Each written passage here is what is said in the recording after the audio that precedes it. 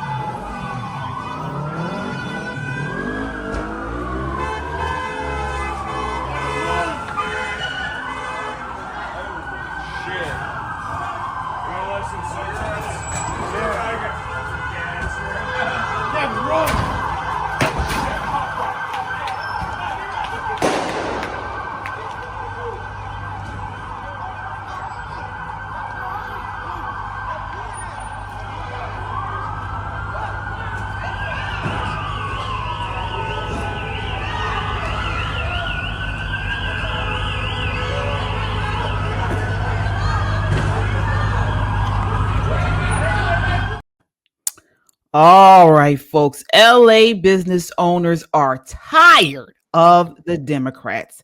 What's up? It's KJ and Nicole. Hey, family. Yes, indeed. And we are popping in for your Pop in Politics pop-in. So just a quick hit to keep you in the know with what's hot in the news right now. So before we dig in, don't forget to like, share, and subscribe to Pop in Politics right here on YouTube, your go-to pop-in for bold takes, real talk, and a conservative point of view. So let's get into this. Maxine Waters saying, don't believe your lying eyes, but business owners are speaking out against this, right? Absolutely. Listen, it's one thing to have a peaceful protest. It's a whole nother thing to riot in the city, to loot stores that have nothing to do with your protest. And many of these people, as many Angelenos are saying, are not even from LA. These are hired people who've come in to burn, destroy, loot, harm people. And we have a sitting member of Congress saying, don't believe your lying eyes. These are peaceful protests. Don't let anybody else convince you. This is peaceful. Look at the security guard.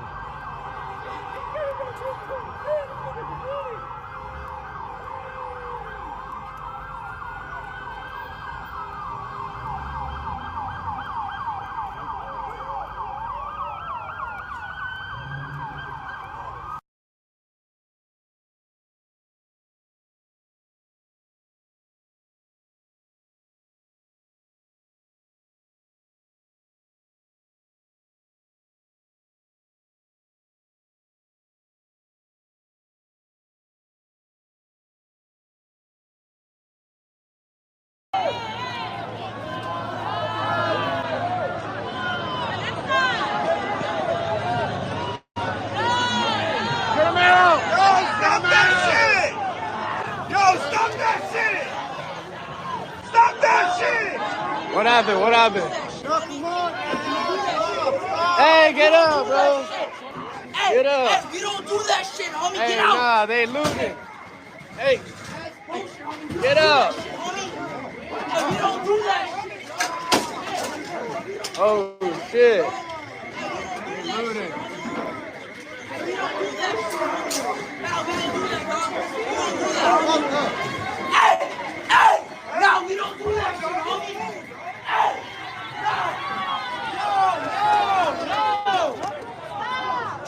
Making us look bad. Damn. Now you good.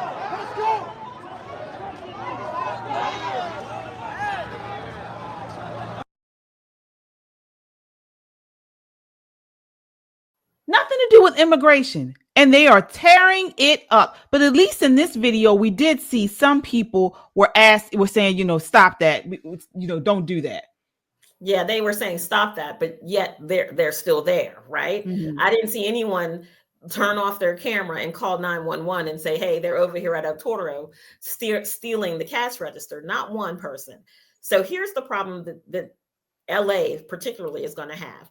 If I'm a business owner, I'm not paying the amount of insurance it's going to take to rebuild that business.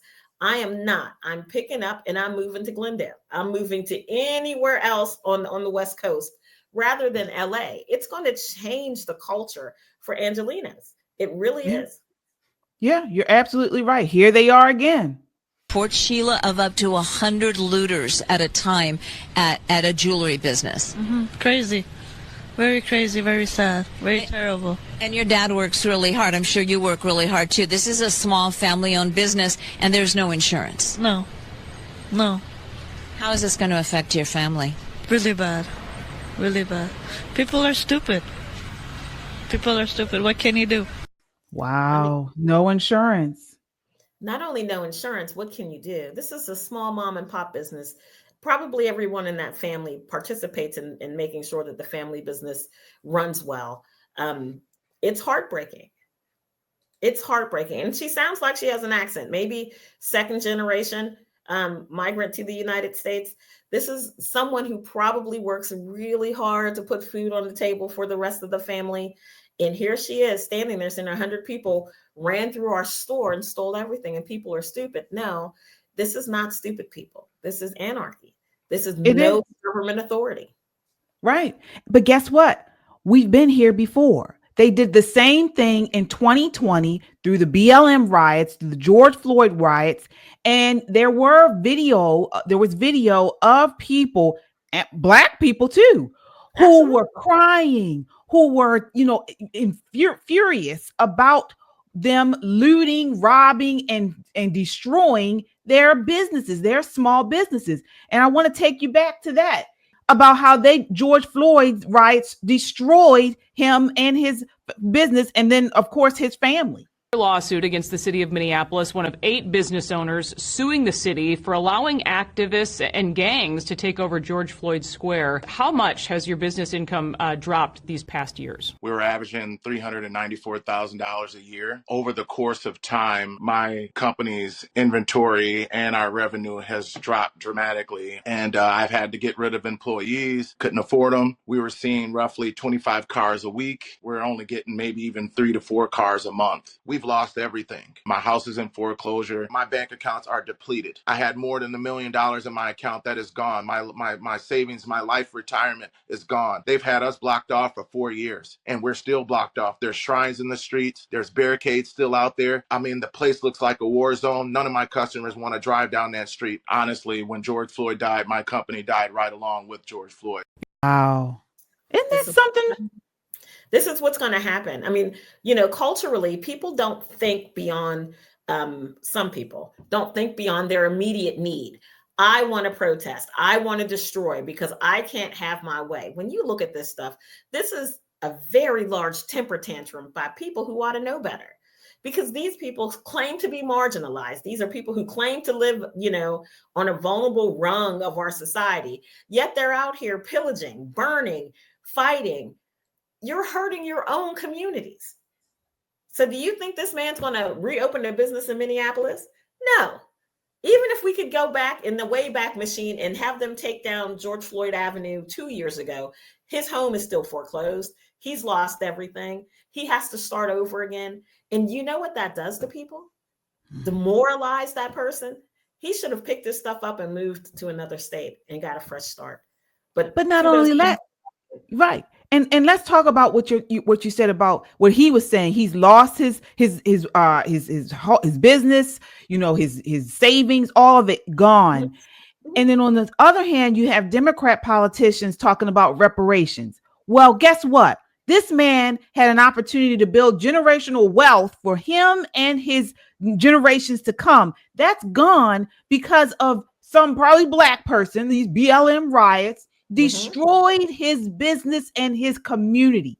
Yet here we are again, 5 years later, and you have people like Maxine Waters advocating and supporting for the destruction of these communities. Jackie, and if you ask yourself this question, what were the main things that got Donald Trump elected president? And one of them was certainly the inability or unwillingness of the previous administration to enforce the nation's immigration laws, resulting in a flood at the border and our cities and many of our cities being heavily populated with people who have no legal right to be here. That is what ICE is now doing, enforcing the laws by going around and conducting these raids and arresting people who have no right to be here and can legally be deported. For them to call it renegade, for her to call it renegade raids is incorrect. And the other thing about this, Jackie, I don't understand is, I think people can look at this and tell that when she says these are peaceful demonstrations, well, some may be, but a lot of them are not. And, people do not approve of chunks of concrete and rocks being thrown at cars. They don't approve of cars being set on fire. They don't approve of violence against law enforcement officers. And make no mistake about it, it's not the federal authorities that are federal troops that are in there that are being attacked. It's the local police. And this talk by Nancy Pelosi, the Governor Newsom, and others, Karen Bass, the mayor, gives every appearance that they're on the side of these violent protesters. Yes, absolutely. He hit the nail on the head. He hit it on the head. Not only are they not calling for an end to this, they're stirring the pot. They're blaming the Trump administration, saying, if you didn't come, we wouldn't have had these riots. But let me tell you, he's doing his job. This is what we elected him for. And these aren't raids. This is ICE enforcing the law of the land. And we would not have to do this had Biden did what he needed to do to make sure that border was secure. If Kamala Harris done what she was assigned to do and made that border secure, what are we supposed to do? Allow them to stay infinitely? Continue to pay for everything for them so the money that they make, they can send back to their homeland where they can retire safely? Get out of here. Let me tell you, America has had enough. And from what I'm hearing of people who are seeing this on TV, they too feel like we feel. It's about damn time. These ICE officers, they are out here getting rid of criminal illegals. I have a photo here of one of the people that was taken in the ICE raid. It was a Vietnamese national convicted of carrying out a mass shooting at a high school graduation party that shocked Southern California. I mean, folks, this is what we're talking about here. This is him. So this is Quang Chang Fan, 49, was among dozens of illegal immigrants ICE arrested in LA over the weekend in a series of raids that prompted demonstrators to flock to the streets and demand their freedom. This man is a killer. He's convicted of second-degree murder. I mean, the list goes on. This is what they're quoted as saying in the New York Post. That's who they're protesting for.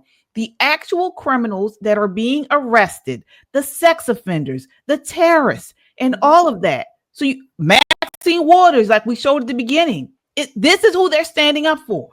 This is who they stand up for, because the one persons they won't stand up for is everyday Americans. Mm-hmm. They won't stand up because the people who live in Los Angeles, who don't have a dog in this fight, who aren't getting a likely Soros-backed paycheck to come down and tear things up, their taxes are going to be astronomical to pay for this damage, because there's no way Newsom is going to be able to come to the Trump administration and say, we were wrong and we let them run amok. Can you fix our city for us? Absolutely not. Those are going to be taxpayer dollars. Their schools are closed, 911 is malfunctioning. All the things that make their life regular have been turned upside down, while their elected leadership gets out here on every available camera and talks about how America is wrong for deporting these criminal illegal aliens.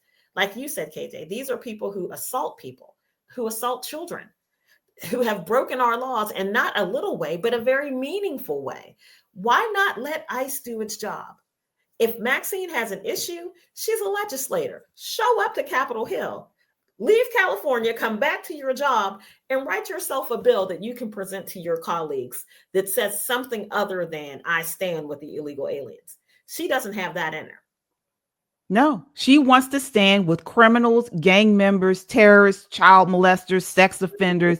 These are the people that are being arrested. And this is who Maxine Waters choose to stand with. And these are the same people that are out here doing these horrible, horrible acts to our community, Folks, we had to pop on here and just get this out to you.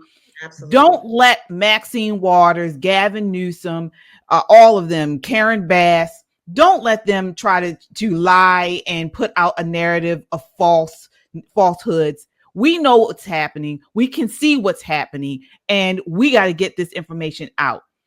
Folks, that does it for us. We will be back again. This is Poppin' Politics Pop In, where we bring you the quick hit news that you need to know right now. Please don't forget, like, share, and subscribe to Pop In Politics, your go-to pop in for bold takes, real talk, and conservative points of view.